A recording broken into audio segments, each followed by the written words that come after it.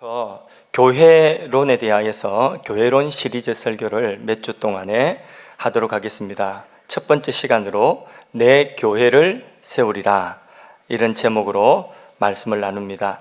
오늘 마태복음 16장 읽었는데 이 본문을 통하여서 세 가지 중요한 개념이 나오는데, 하나는 고백이고, 하나는 교회됨이고, 하나는 권세입니다. 고백, 교회됨, 권세, 여기에 대해서 오늘 주님의 뜻을 함께 나누도록 하겠습니다. 먼저 고백입니다. 고백. 성경을 보면 하나님께서 고백을 매우 기뻐하십니다. 고백의 힘은 강력합니다. 고백하면 관계가 회복되고, 또 고백하면 사랑하는 사람을 차지할 수도 있습니다. 부모가 자녀에게 관계가 묶여가지고 이 부모 자녀 간에 응어리가 있는 경우에 미안하다, 참 고맙다 하는 이 고백, 이 진실된 고백에 그동안에 엉어려져 있던 것이 봄눈 녹듯이 한순간에 다 녹아내리는 것이 고백의 힘인 것입니다. 성경을 보면 다윗은 고백을 참 잘했습니다. 시편이 전부 다 다윗의 시가 다 하나님을 향한 고백이었습니다. 하나님 기뻐하시는 거죠. 부인이 많은 것을 보니까 여자한테도 고백을 잘했는 것 같습니다. 그런데 좀 부족한 것이 있어요. 아들에게는 고백이 조금 부족했던 것 같아요. 압살롬이라고 하는 아들에게 이 고백을 좀 이렇게 사랑한다, 신뢰의 고백을 좀 많이 했더라면 이 아들이 그렇게 분노하지 않았을 것이고, 그리고 이 아들이 나중에는 반역을 하거든요. 다윗이 아들 사랑 안 한 게 아니에요. 사랑 많이 했습니다. 아들이 죽고 난 이후에 내 아들 압살롬아, 압살롬아 가슴을 치면서 밥도 먹지 않고 그렇게 울었습니다. 아들을 얼마나 사랑했는지 모릅니다. 그런데 그 사랑을 미리 좀 고백을 했더라면 이런 화를 막지 않았을까, 이래 생각됩니다. 고백이라고 하는 것은 그렇게 큰 힘이 있습니다. 교회사에도 어거스틴이라고 하는 신학의 대가가 있습니다. 어거스틴을 넘어가는 신학자가 지금까지 찾아볼 수 없을 정도입니다. 어거스틴이 많은 책과 글을 기록했는데 그 중에 가장 유명한 책이 바로 뭐냐면 고백론입니다. 고백론. 그래서 고백을 잘하면요, 하나님 기뻐하십니다. 우리 인생에도 매 순간 고백이 있어야 됩니다. 그것이 신앙이고 그것이 관계입니다. 부부 간에도, 또 부모 자녀 간에도, 또 성도들 간에도 서로 신뢰의 고백들을 많이 할 수 있기를 바랍니다. 오늘 본문에는 베드로의 고백이 나옵니다. 예수님께서 가이사랴 빌립보라는 지역으로 제자들을 데리고 오셨습니다. 여기 오기 전의 사건들을 보면 오병이어의 기적, 칠병이어의 기적, 물 위로 걸어가는 기적, 엄청난 기적 사건들이 일어나서 많은 사람들이 예수님을 추종하고 따랐습니다. 예수님의 인기가 지금 최고조에 달아있는 그 시점입니다. 그래서 심지어는 이분을 임금 삼아야 되겠다, 왕을 삼고자 했습니다. 그때마다 예수님께서는 군중들과 거리를 두셨어요. 그리고 이제는 어디까지 가셨느냐 하면 저 갈릴리 북쪽의 유대 지역을 아주 벗어나서 유대인들이 잘 드나들지 아니한, 출입하지 아니하는 갈릴리 저 북단에 헐몬산이라고 하는 그 기슭에 있는 빌립보 가이사라고 하는 그 지역에 예수님께서 그 유대인들이 한적한 그곳에 가셨습니다. 그곳에서 예수님은 제자들에게 질문하십니다.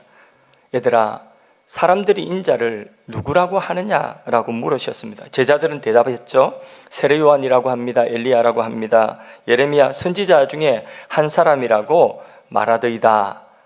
예수님은 자신이 지금 사람들에게 어떻게 평가받고 있는지 궁금하신 것이 아닙니다.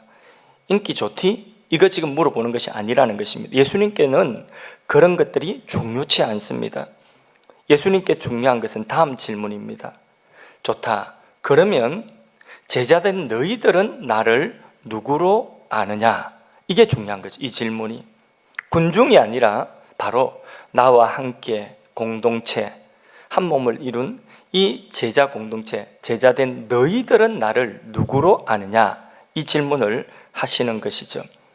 그때에 베드로가 제자들을 대표해서 고백합니다. 16절 말씀 우리 암송했으니까 같이 암송하겠습니다. 시작. 시몬 베드로가 대답하여 이르되 주는 그리스도시요 살아계신 하나님의 아들이시니다. 아멘. 이제 제자들이 예수님을 메시아로, 하나님의 아들 곧 하나님으로 고백하고 그렇게 믿게 된 것입니다. 이것은 기적의 현장, 막 흥분된 상태에서 한 것이 아니라 오히려 그곳에 예수님이 의도적으로 그 흥분된 상태에서 벗어나가지고 유대인들이 없는, 사람들이 없는 한적한 곳에서 생각하고, 그리고 마음에 정말 진실된 고백, 차분하게 고백을 하게 하신 것입니다. 그 고백이 바로 베드로의 고백이죠. 주님은 지금 이 고백을 지금까지 기다려 오신 것입니다. 물론 베드로가 한 고백도 연약합니다. 왜냐하면 이 고백하고 난 이후에도 베드로는 이 고백과 배치되는 행동들을 여러 번 하거든요. 그러나 주님께서는 이 고백에 목숨을 걸 수 있는 은혜를 예비하고 계십니다. 그 은혜가 뭐냐면 십자가와 부활과 성령 강림입니다. 아시다시피 여러분, 베드로의 본명이 뭐죠? 시몬이죠. 시몬. 예수님께서 시몬을 요한복음 1장에 보면 처음 본 순간에 예수님이 시몬에게 장차 너를 게바라고 하리라, 이렇게 장차 앞으로 너의 이름을 게바라고 부를 것이다, 이렇게 하셨습니다.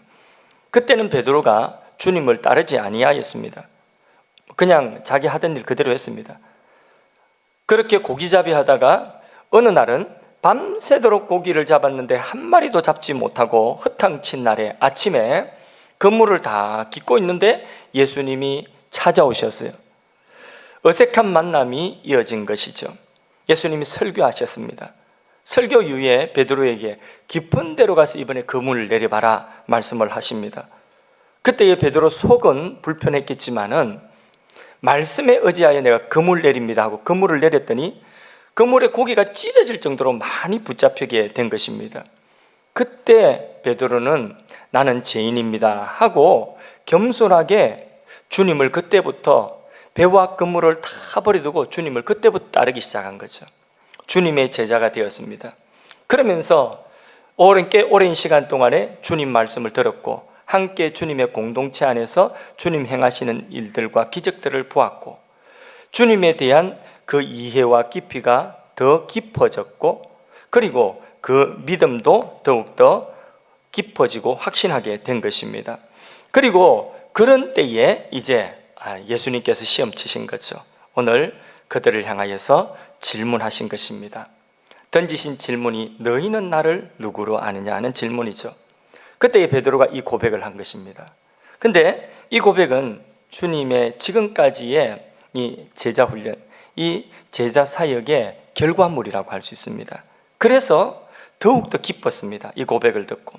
베드로의 고백은 예수님의 구원 계획, 예수님의 사역의 중요한 전환점이 됩니다. 이 고백의 때로부터, 베드로가 이 고백을 한 때로부터 주님은 본격적으로 주님의 구원 계획을 알리십니다. 그 구원 계획이 뭐죠? 십자가와 부활, 그걸로 세상을 구원할 것을 알려주십니다. 21절 말씀 보겠습니다. 합독하십니다. 이때로부터 예수 그리스도께서 자기가 예루살렘에 올라가 장로들과 대제사장들과 서기관들에게 많은 고난을 받고 죽임을 당하고 제3일에 살아나야 할 것을 제자들에게 비로소 나타내시니, 죽임당하고 제3일에 살아날 것, 십자가와 부활, 이것이 세상을 구원하는 방법임을 바로 이때부터 베드로가 예수님을 그리스도로 그리고 예수님을 하나님으로 고백하는 그 순간부터, 이때부터 예수님의 십자가 사역과 부활 사역을 통하여서 세상을 구원할 주님의 계획을 알리기를 시작하신 것입니다. 그래서 이 베드로의 고백이 정말 중요한 것이죠. 자, 그게 첫 번째 베드로의 고백입니다. 두 번째, 이 교회됨입니다. 이 고백과 교회됨이 분리된 것이 아니라 서로 연결되어져 있습니다. 18절 말씀에 보면 베드로가 이 고백하고 난 이후에 주님 칭찬하시면서 하신 말씀, 18절 말씀을 같이 합독하시겠습니다.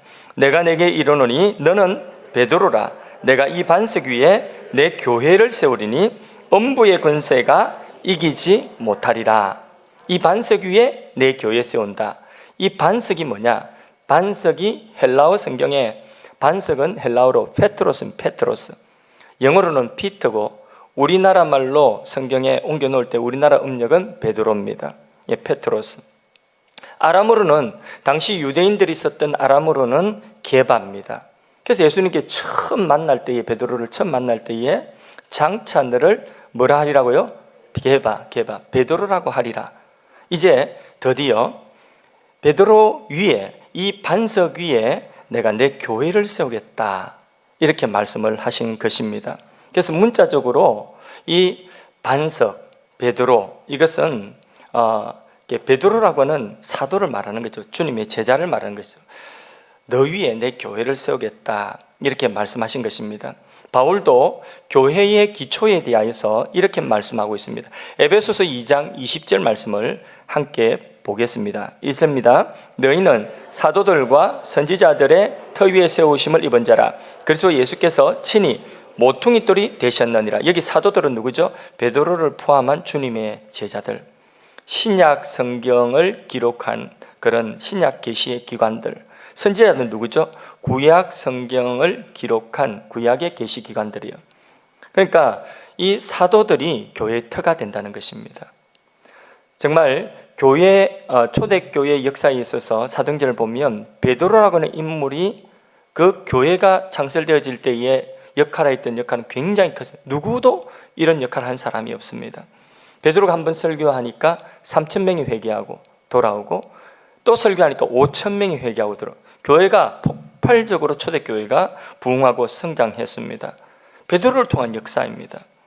그런데 이 베드로라고 하는 인물 위에 주님이 주님의 교회를 세우겠다고는 이제 요 문자 그대로 그걸 받아들여 가지고 로마 카톨릭 교회에서는 이 베드로라고 하는 인물, 이 인물이 1대 교황이고 그다음 2대 3대 교황이라고 하는 인물, 특정 인물 위에 주님 교회를 세운다, 그렇게 이걸 받아들이는 거죠. 그런데 문맥을 보면 그렇지 않습니다. 우리 개신교회는 베드로가 신앙을 고백한 그 신앙 고백 위에, 베드로라고는 특정 인물이 아니라 신앙 고백 위에 주님의 교회를 세운다고 해석하는 것이 합당합니다. 왜냐하면 문맥상 그 뒤에 보면 베드로가 요 고백을 하고 나서 또 주님 앞에 책망받는데 사탄이 되어버려요. 그러니까 인물이라고 하는 이렇게 불완전한 것이죠. 그래서 베드로라고는 인물보다는 베드로가 신앙을 고백한 그 신앙의 고백 위에 주님이 주님 교회를 세우신다 하는 것으로 우리는 이해하면 가장 정확합니다. 그래서 교회의 출발점은 어디서 시작되느냐? 베드로가 한 고백, 바로 이 고백에서 교회는 출발하는 것입니다.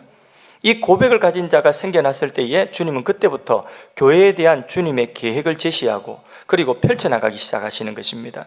주님의 구원 계획은 교회를 통하여서 이 땅이 주님 다시 오신 그날까지 교회를 통하여 주님의 구원을 이루어 가실 텐데, 그 일은 뭐냐? 결국은 사람 세우는 일이에요. 제자 삼는 일이에요. 주님의 제자들을 세우시고 주님의 구원 계획을 펼쳐나가시는데, 그게 바로 뭐냐? 교회라고 하는 기관을 통하여 그 일을 이루신다는 것입니다. 주는 그리스도시요 살아계신 하나님의 아들이라는 이 예수님에 대한 일치된 신앙의 고백은 우리 개인의 구원뿐만 아니라 우리의 모임이 교회가 되게 하는 요소인 것입니다. 가장 필요 충분적인 요소인 것입니다.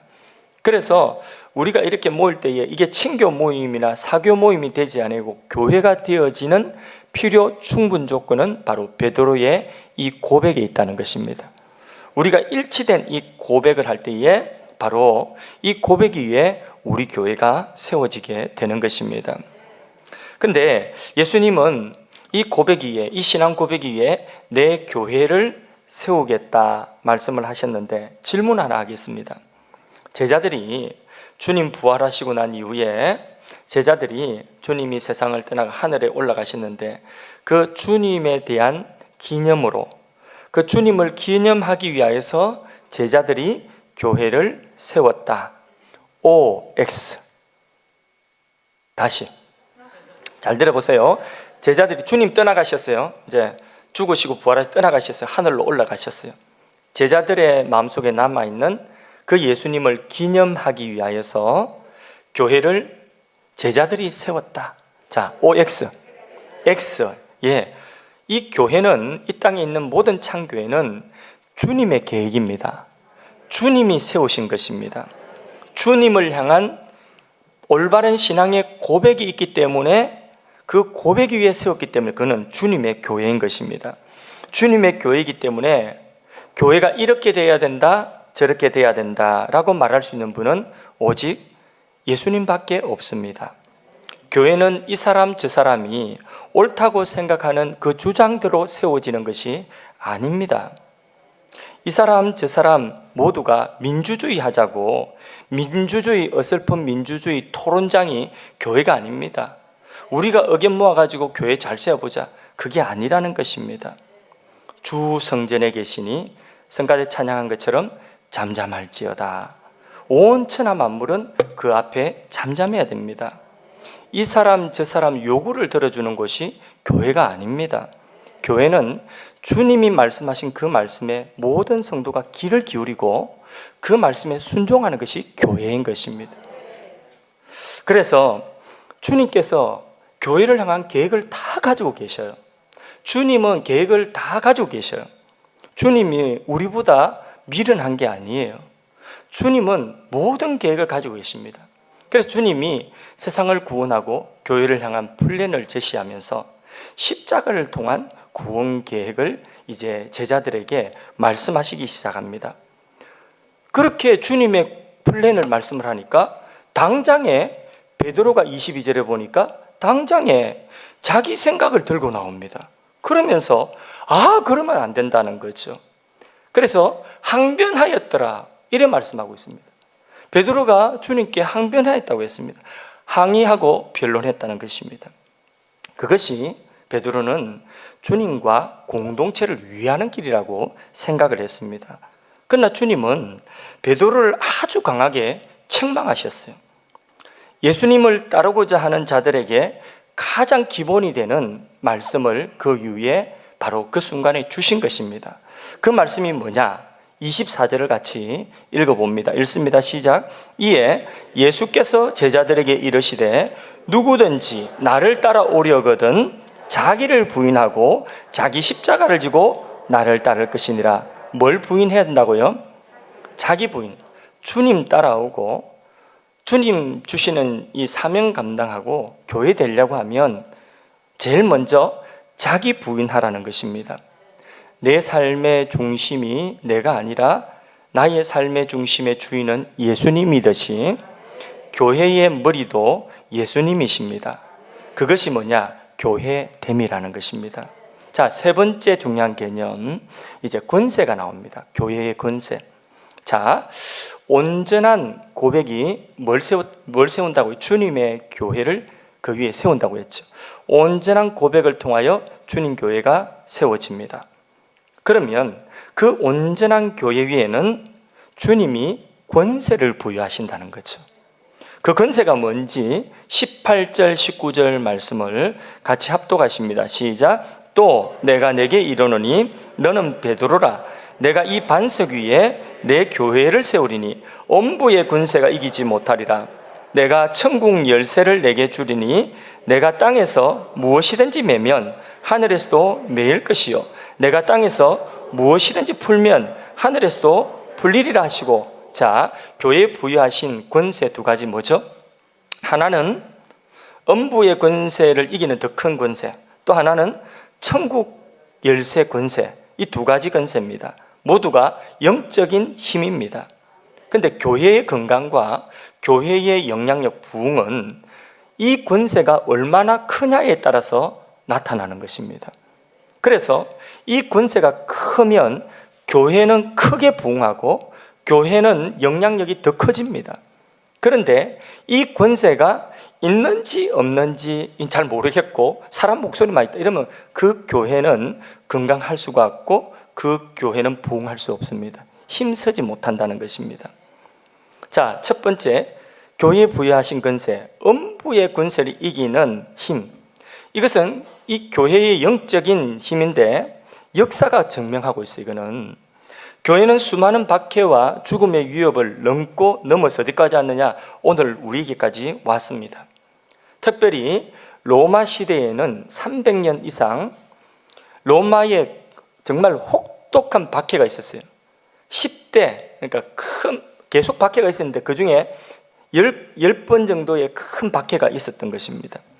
그런데 교회는 그 기간을 통과하면서 복음을 전했고 오히려 더 많은 사람들이 예수를 믿게 되었습니다.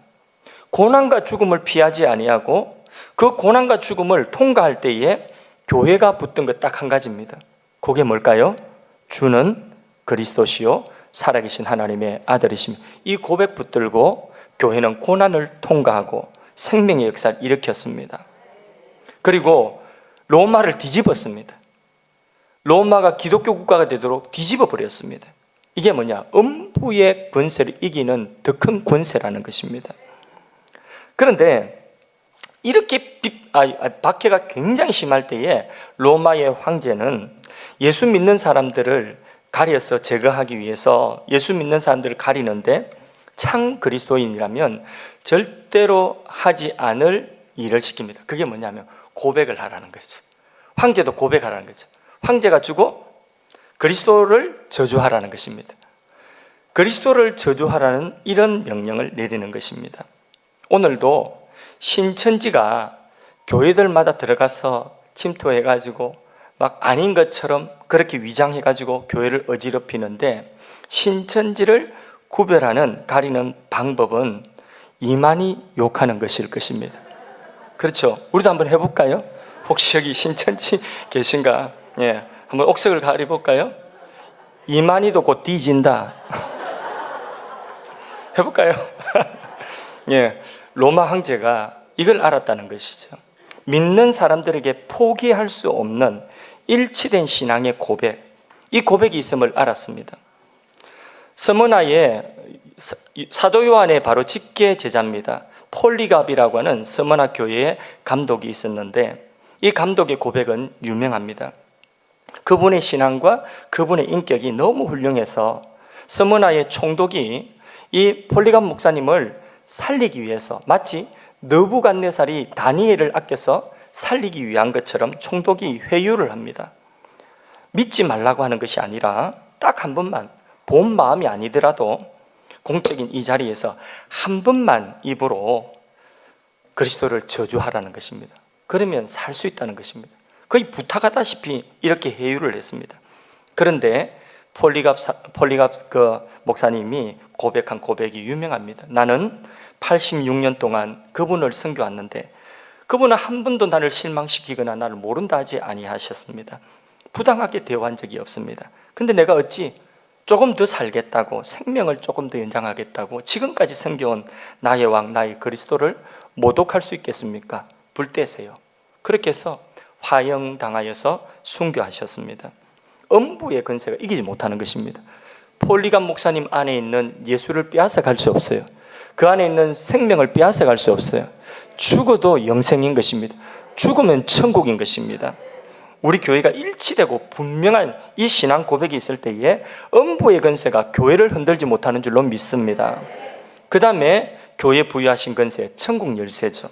메고 푸는 권세입니다. 그것은 복음으로 말미암아 구원과 심판을 선포할 수 있는 권세입니다. 이것을 교회에 주셨습니다. 교회의 이 권세는 1차적으로 사도들에게 주어졌습니다. 사도들은 이 권세로 말씀을 전하고 구원과 심판을 선포했습니다. 그리고 이 권세로 사람들을 살리고 교회를 어지럽게 하는 거짓된 교리와 거짓된 것들을 징계하고 물리치면서 교회를 견고하게 세워 나갔습니다. 주님은 교회에 복음을 전파하는 권세, 또 그 복음의 말씀을 기준으로 잘못된 것을 바로 잡아가도록 하는 권세, 권징이라고 하는 그 권세를 교회에 주셨습니다. 그리고 성도 개인에게는 이 천국 열쇠의 권세는 뭐냐면 복음을 전하는 권세고 또 기도하는 권세입니다. 주는 그리스도시요 살아계신 하나님의 아들이라는 이 고백은 하늘로부터 하나님이 우리에게 주신 천국의 선물입니다. 이는 우리가 똑똑해서 우리가 깨달음이 뛰어나서 이런 고백을 한 것이 아니라는 거죠. 17절 말씀 같이 읽어보겠습니다. 예수께서 대답하여 이르시되 바요나 시모나 내가 복이 있도다. 이를 내게 알게 하니는 혈육이 아니요 하늘에 계신 내 아버지시니라. 아멘. 우리의 이 믿음은 에베소서 2장 8절 10절 사이 말씀처럼 하나님 주신 선물입니다. 우리가 예수를 이런 고백을 한다는 것, 예수님께 대하여 이런 고백을 한다는 것은, 그것은 구원 얻는 이런 믿음의 고백을 한다는 것은 하나님의 선물이라는 것이죠. 천국 선물입니다. 그래서 우리는 이 선물 받아서 이제는 우리도 개인적으로 복음을 전파하고 천국 복음을 전하면서 사람을 살리는 권세가 어디 있냐? 바로 우리의 혀에 권세에 있다는 것입니다. 우리가 전하는 데 있다는 것입니다. 우리가 전하면 저들이 들을 것이고 들은 가운데서 구원받을 자들이 받아들이고 구원받는다는, 이게 하나님이 우리에게, 교회된 우리 개인에게 주신 뭐냐? 권세라는 거죠. 천국 열쇠의 권세라는 거죠.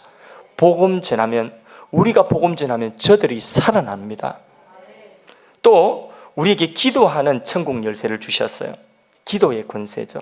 땅에서 매면 하늘에서 매이고 땅에서 풀면 하늘에서 풀리는 이 열쇠를 우리에게 주셨다는, 이게 기도의 권세라는 것입니다. 그래서 우리는 기도를 통해서 풀고 맺고 이 기도의 권세를 사용하는 것입니다. 그래서 기도하여 닫혀진 환경을 열고 묶여진 관계를 풀고 저주를 축복으로 바꾸고 이렇게 할 수 있는 권세가 뭐냐? 기도의 권세라는 것입니다.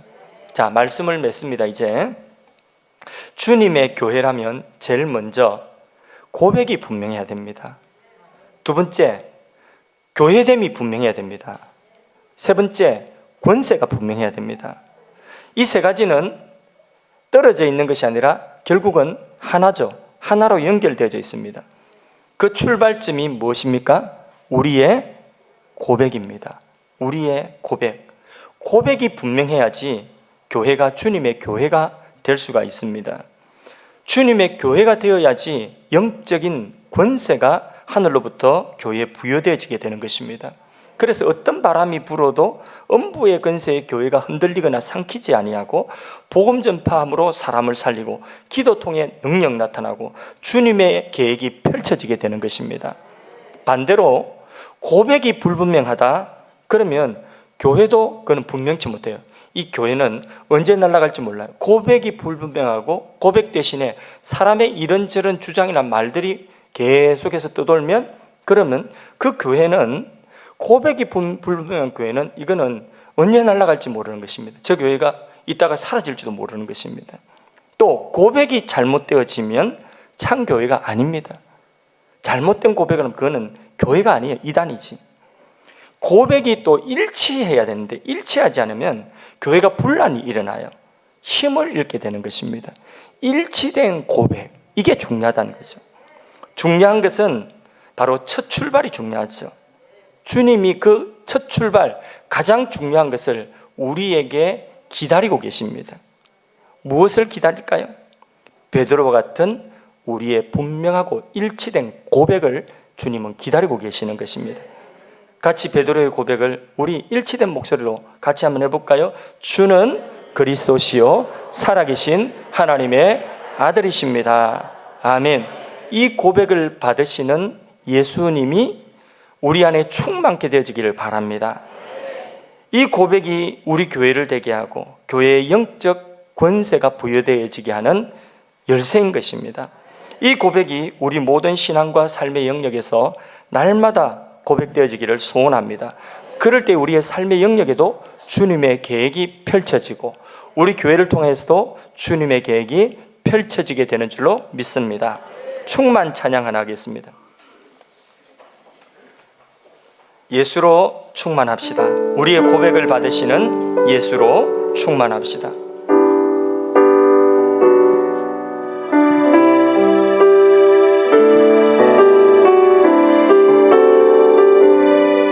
가사를 잘 생각하며 부릅니다.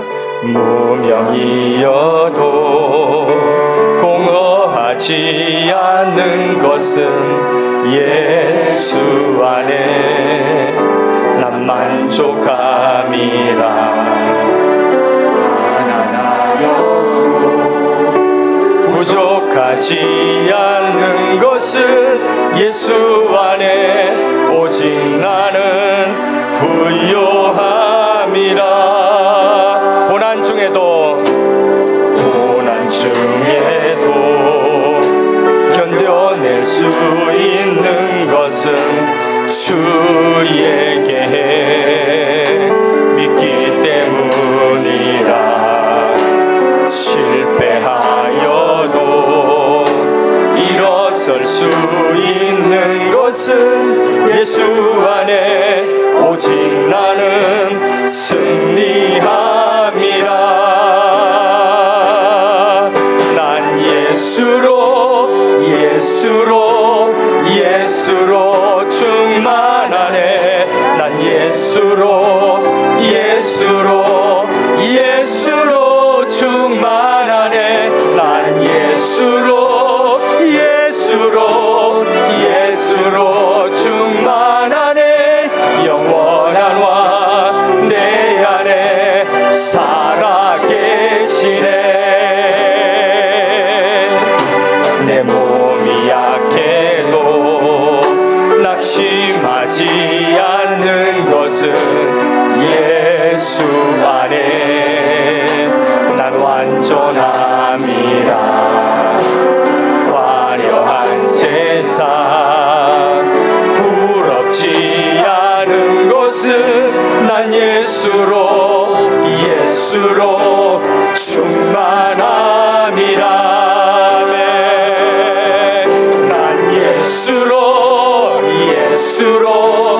예수로 충만하네. 세상 모든 것들도 두렵지 않네. 난 예수로 충만하네. 영원한 왕 내 안에 살아계시네. 난 예수로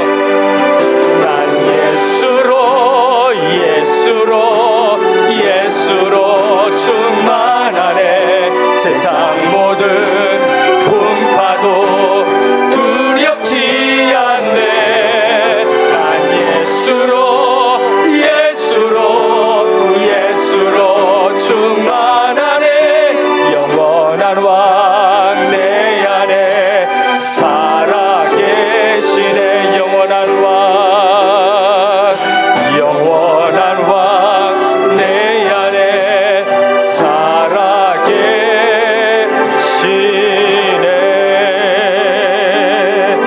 우리 한번 합심해서 기도하겠습니다.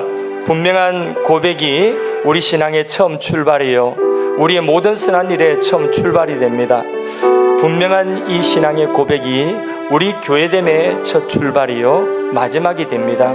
우리가 신앙과 교회와 삶의 모든 영역 속에서 예수님이 인생의 주가 되시며 내 구원자가 되시며 그리고 살아계신 하나님의 아들로 내 인생을 맡길 수 있고 의지할 수 있는 하나님 되심을 고백하고, 우리가 고백하는 그곳에 주님께서 약속하신 권세, 음부의 권세를 이기는 더 큰 권세와 천국 열쇠를 우리에게 주셔서 그것을 사용하여 풍성한 삶, 승리의 삶을 누리게 하여 주시옵소서.